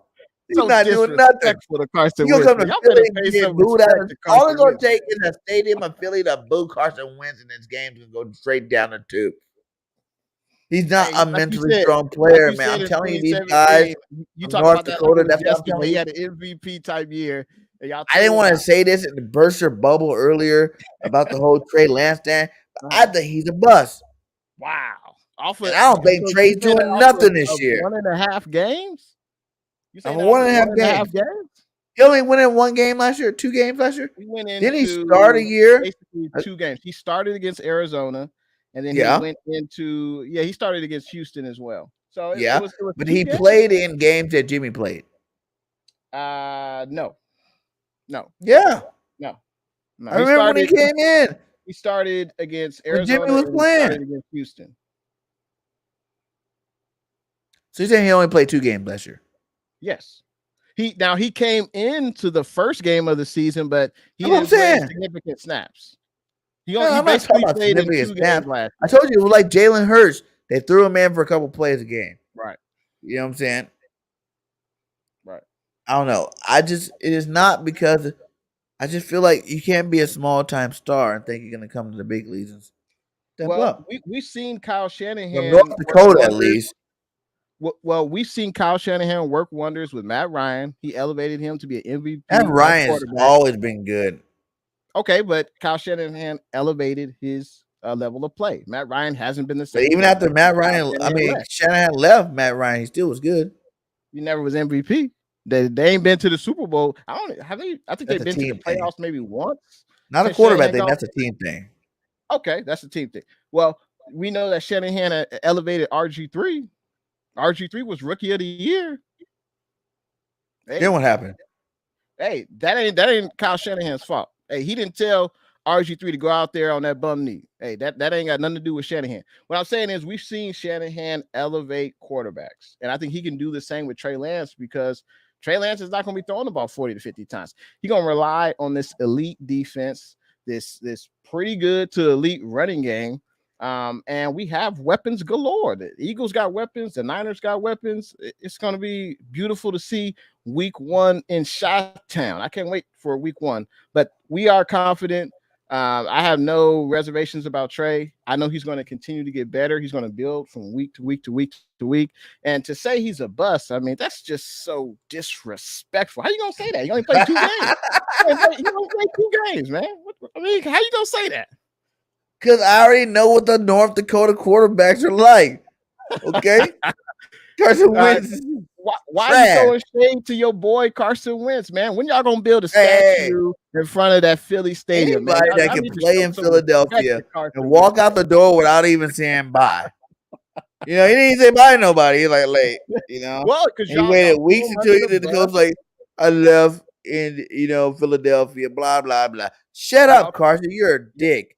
You Y'all know, threw who leaves Carson your Wentz football team? under We the were bus. supporting You, you, you man. built a shrine of the backup quarterback. So disrespectful. I don't know how you do that to an MVP caliber quarterback that you said, in 1 year 2017. MVP caliber. He let the shrine of Nick Foles and the drafting of Jalen Hurts just derail his whole career. I mean, you don't draft if Carson Wentz is your guy, which we know he wasn't. You don't draft a quarterback, on day one. Yeah, In the you draft. do. You don't do that. Yeah, you do. Listen, How'd that work out listen, for look, the look, look, Packers and Aaron Rodgers? See, How'd that that's work why out for the I hate the Packers? fans of football. They don't understand. We had to do that. That was not a disrespect slide. You know why it wasn't disrespect? Because right before we picked him, guess what we did? We gave Carson Wentz $30 million a year. I mean, we called you our franchise quarterback. We paid you like a franchise quarterback. Now, if we're gonna give you that kind of a bag, we can't keep paying backup quarterback. Remember, what were the quarterbacks we had? We had what's that dude's name from Kansas City? That came over. Damn, but all our backup quarterbacks was like $15 million a year. You know, 15, 20 million. And at that time, if you're gonna pay that much to Carson, you couldn't keep paying 15 to the backup. We had Nick Foles. We couldn't go pay Foles $20 million to be our You could backup. have got you a Ryan Fitzpatrick, man. Just get you a Ryan Fitzpatrick. He'll sign a 1-year deal. Or you go draft the guy that was taken in the Heisman in the second round, Jalen Hurts, and you pay $4 million a year. $5 million a year. I guarantee you this: we're not drafting a quarterback in the second round next year on the Niner Empire. That ain't gonna happen. What'd you say? You're gonna draft the quarterback in the second round next year? I said we will not draft a quarterback in the second round next year on the Niner Empire. That's not gonna happen because we believe in our quarterback. That ain't gonna happen. Well, I'm just saying I'm not that high on Lance. And I'm not saying he can't ball out. I'm interested to see what he does this year. Yeah. I'm just saying, because I have a sour taste for the North Dakota quarterback. And to be that disrespectful, all the love the Eagle fans gave Carson Wentz, you know what I'm saying? All the love, the support when he was sucking, throwing an interception, throwing it into the ground, just not playing good at all. We still had his back. And you see what happened when Zach Ertz left, right? He gave that love. He showed that he had the speech and everything for us. He was like, "Yes, man, Ertz wasn't disrespected by the franchise." Basically, we drafted Dallas Goedert. When we drafted him, it was the same situation. Yeah, but the we drafted Goedert because Goedert was an elite tight end coming out of college. And we knew that you run them 2 tight end sets. You gotta have 2 good tight ends. I mean, you know football bird gang. You know it. You can use 2 tight end sets. Yeah, we had what's his name, Rodgers, for the last 3 years. Right. You know what I'm saying? Like Richard Rodgers, he does his thing too as a backup tight end. Yes, sir. Ertz knew when we drafted Goddard that his time was coming up. He knew it. Goddard was not just you can draft certain people, but that's a good guy. He's gonna be a great backup. You know what I'm saying? Or you're gonna draft the guy that whoa, his talent should oversee the starter and be the starter. You know what I'm saying? And I think that's what we did there. And I think he even knew, but he was at least classy enough to come out and thank the fans and love on the fans before he left. Carson didn't say nothing. Yeah, he did shit. He just left. And everybody's sitting there Carson, you gonna say something? No. What was it? It took to the football season to start before he came out and said anything about the Eagles. That's disrespectful. That's rude. I don't like Carson Wentz for that. I understand without Carson, we don't win a Super Bowl. We don't.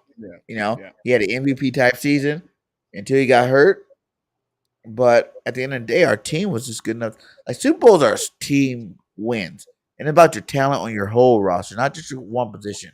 And that's why I really feel like the Eagles will be in the chip this year.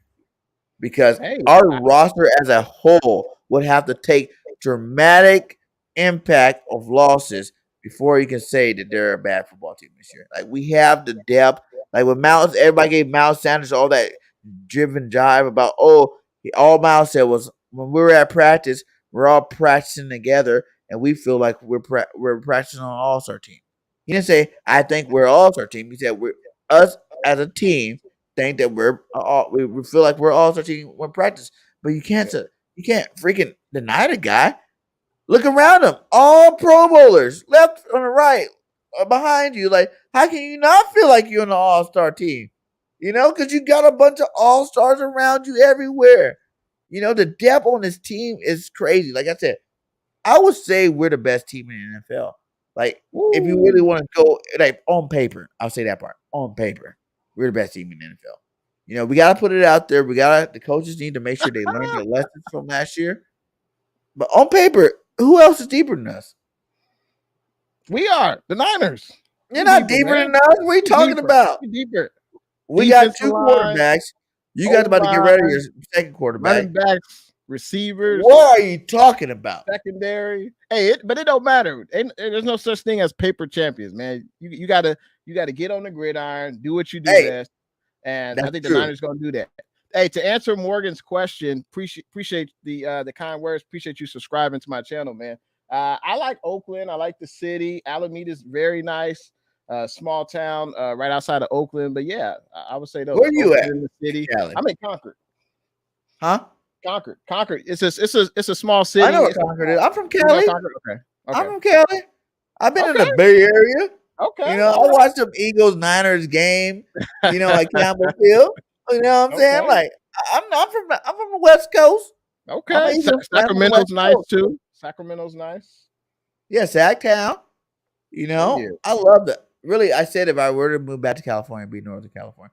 I'm about to be in Redding in not September, October. I got a buddy who's getting married down there. I'm being in Redding. I'm being in Northern Cal for a little bit, for like a week or two. So yeah, man, it's crazy, man. Like, I will say this, man. Your team, definitely got the talent to do something. I want to see Kittles produce better, because I feel like last year was like a down year for him a little bit. It wasn't his normal Kittles type season, I feel like. I think he was hurt a little bit last year, right? Yeah. Yeah, so he wasn't playing up to form. And I like Kittles, so I do think I want to see Goddard, Kittles, and Kels be the new top three. You know what I'm saying? Well, I think Darren Waller's pretty good out there with the Raiders. Waller's a beast too. And Andrew's a beast too. Andrew's a beast too. We can't forget those two guys.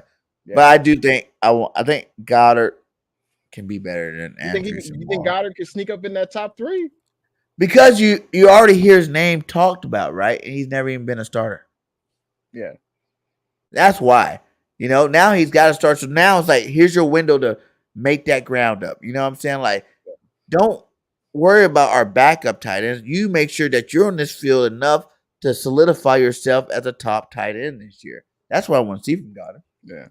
I don't want to worry about, Goddard, Grant Cockatera's made some plays, and Jack Stahl and Rich Rogers.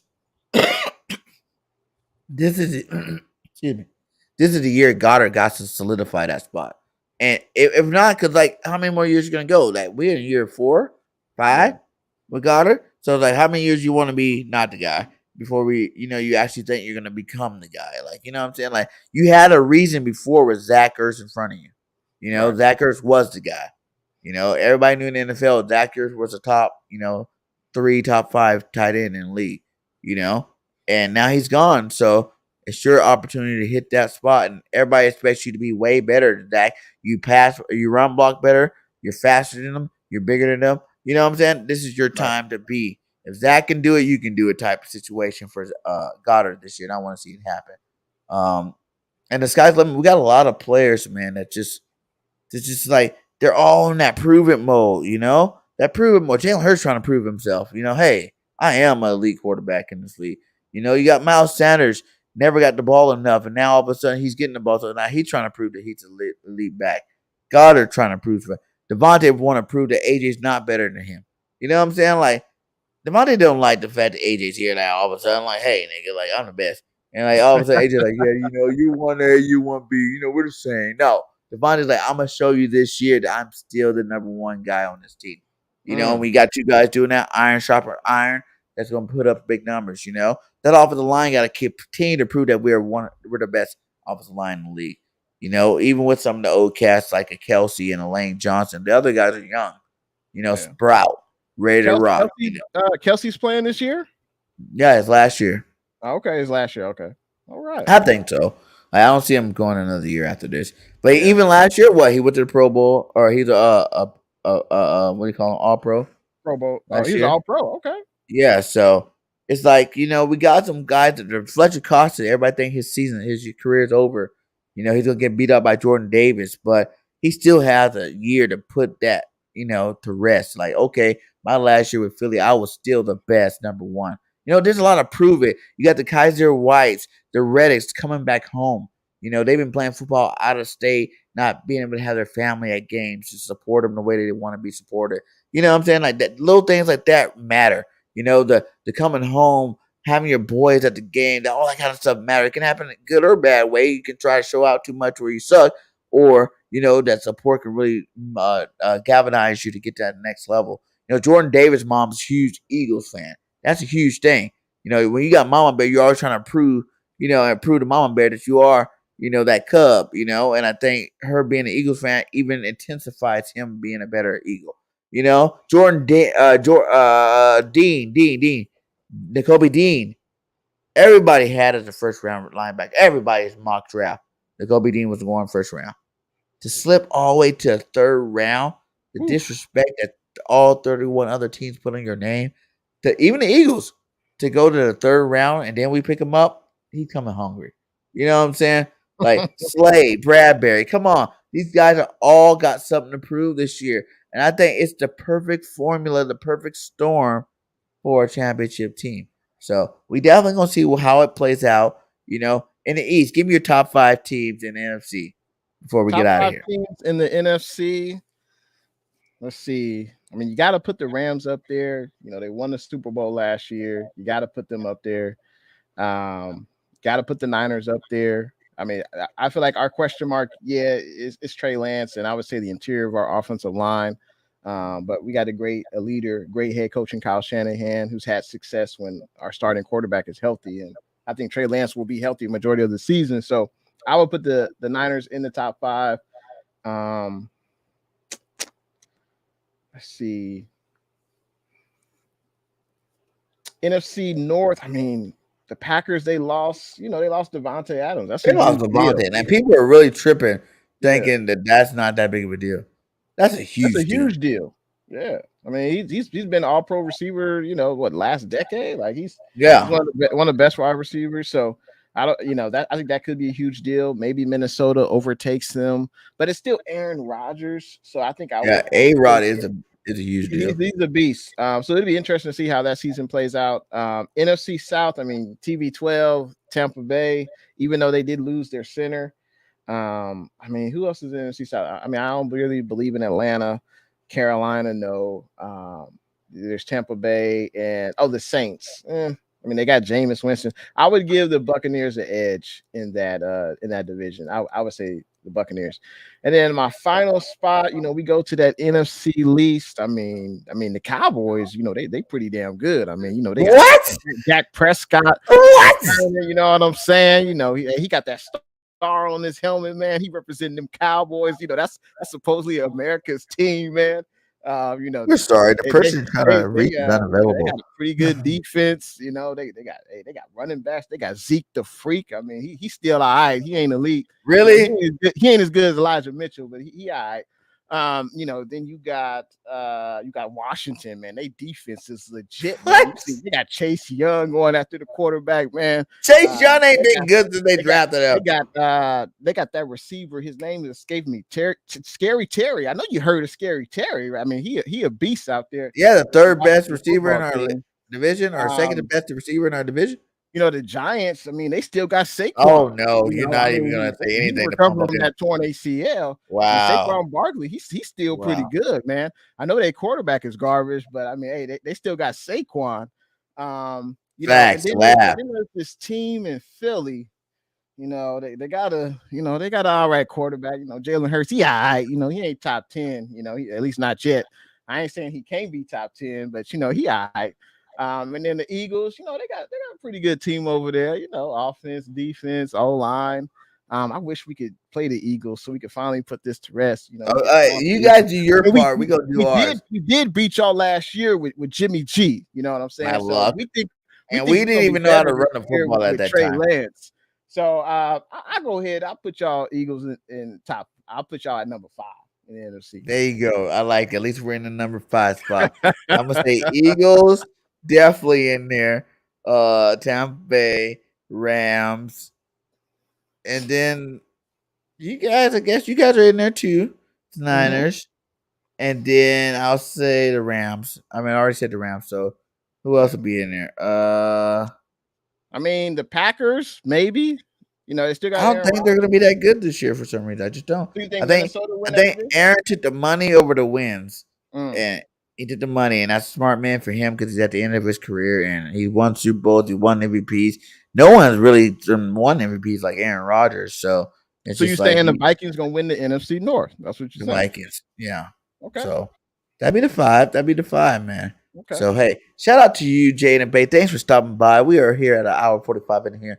Make sure you guys hit that like, subscribe to BGN Sports Media, Bird Game 31, and my boy Jaden Bay, man. We put out fire content, all sources do. And we're definitely gonna have to talk some more this season. Maybe around week 6 or 7, where I can. We talk about So our when team. when the Eagles are 7-0 and the Niners are sitting there at 4-3, we can be able to talk about it a little bit. We'll be able to talk about it a little bit. Oh, that's funny. You funny, man. You real funny. I think it might be the other way around. You know, we'll be 7-0. Y'all gonna be 3-4. Y'all not gonna be 4. Y'all be 3-4. So, Because it is Hurts season, baby. Jalen freaking Hurts. Hey, it's gonna be awesome, man. Hey, shout out to all you guys for rocking with us tonight. Even if you're watching this on a replay, shout out to you too as well. Much love, and yeah, we're gonna see who ends up with the best team.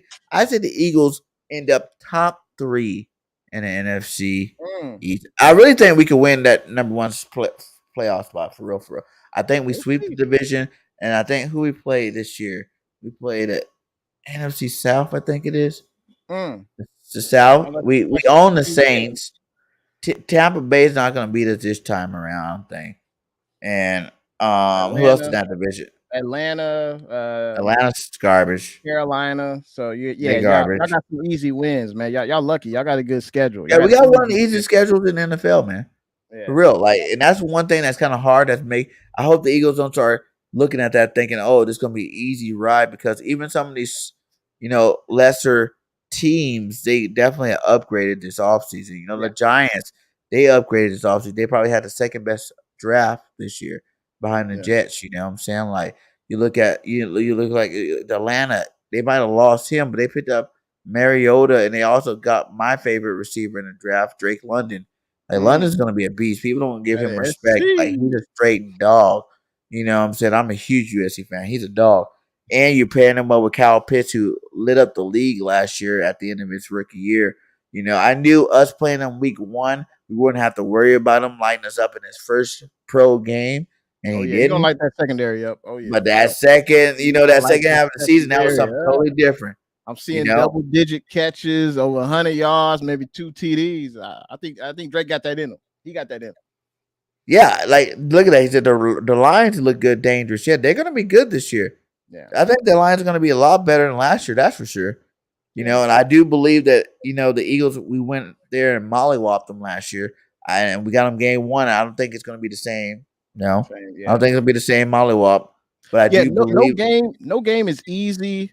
On once they hit the field, obviously, they get paid too, right? They get paid too. Like, I think they're going to be competitive in that game. Absolutely. Like, we could win by 7-10 points, right? But it ain't gonna be like no 40-point blowout, like, gonna be easy, destroying them. So we're gonna see how it is, man. It's gonna be awesome. Both of us got winning football teams. That's what it matters at the end of the day. And I'm excited to see what you guys do. I hope Trey Lance can prove me wrong, because I'm just not a huge fan of his. I think you guys should just go ahead and keep Jimmy and keep rocking with him. You know what I'm saying? Just keep rocking with Jimmy. You're paying him the money. If you don't get rid of him, you're paying him money already.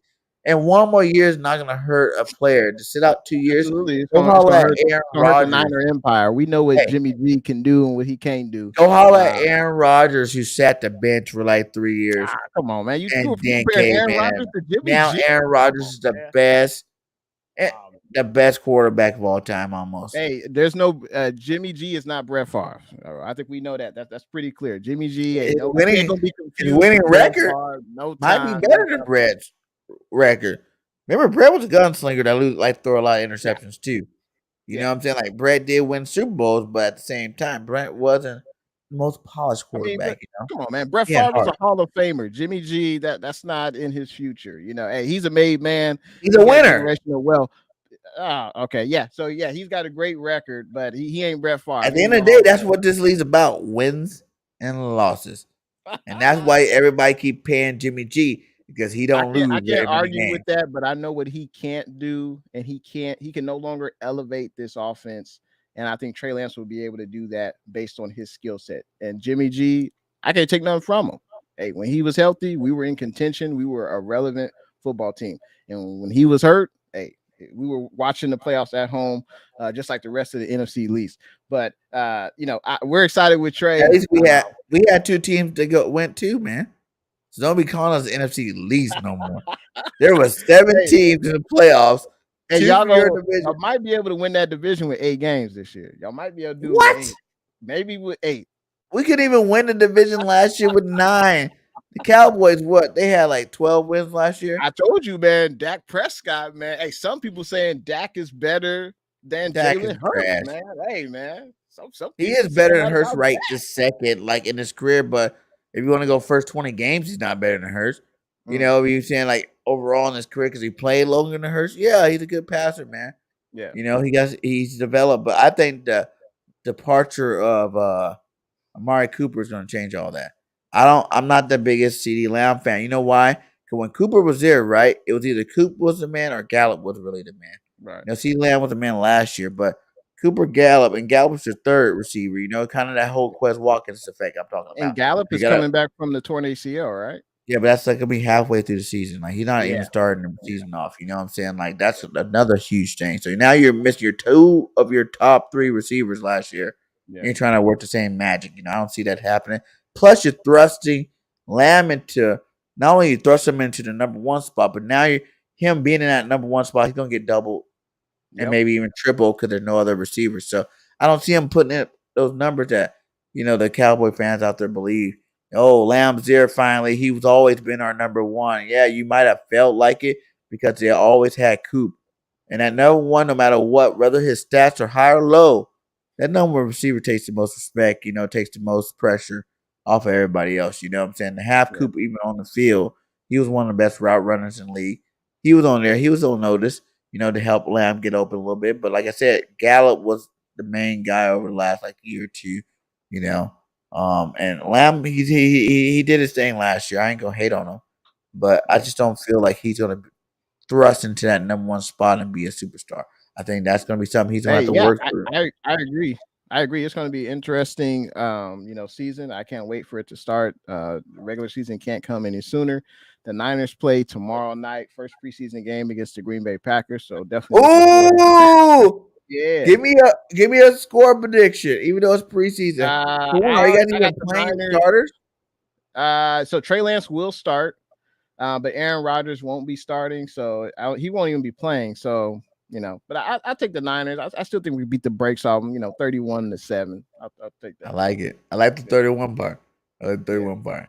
Hey, but hey, much love to all you guys, man. Shout out to my boy Jay in the Bay. We definitely gonna get some more work done.